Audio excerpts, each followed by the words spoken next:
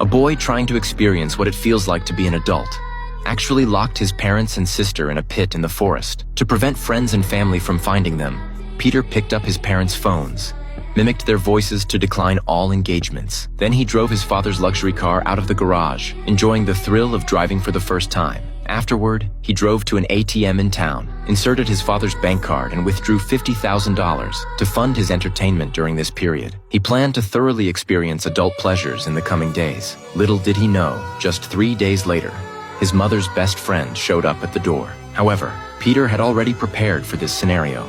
He lied that his grandfather had unfortunately passed away a few days ago, and his parents had taken his sister back to their hometown for the funeral. They wouldn't be back anytime soon. Since he had to attend makeup classes, he was left alone at home. Peter's lie was airtight. The woman didn't suspect anything. After successfully getting rid of his mother's friend, Peter finally remembered his family in the pit. He approached nervously. His parents asked Peter why he had done this. Surprisingly, Peter remained silent, casually tossing the fried chicken he brought into the hole.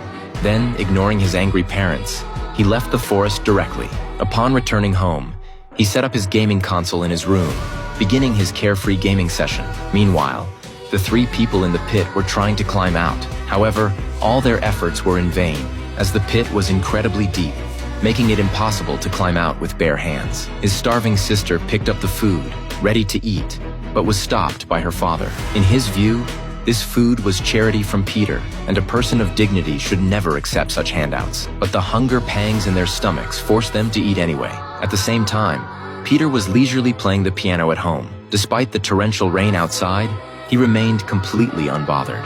In contrast to Peter's current comfort, the 3 in the pit were suffering terribly. Since the opening wasn't completely covered, the downpour had left them soaking wet. It wasn't until the next day that Peter remembered his family in the pit. To prevent them from freezing to death, he thoughtfully brought clothes and blankets for the 3.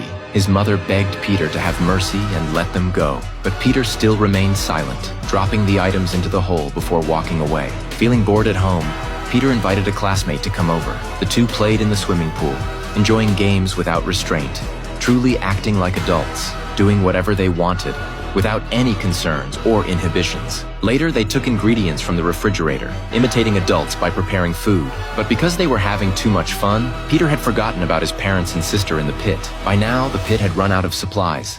Starving to the point where their backs touched their chests, they could only eat rotten banana peels to stave off hunger. And what was even more awkward was using the bathroom. In this cramped, confined pit, whenever the daughter needed to relieve herself, the parents had to turn around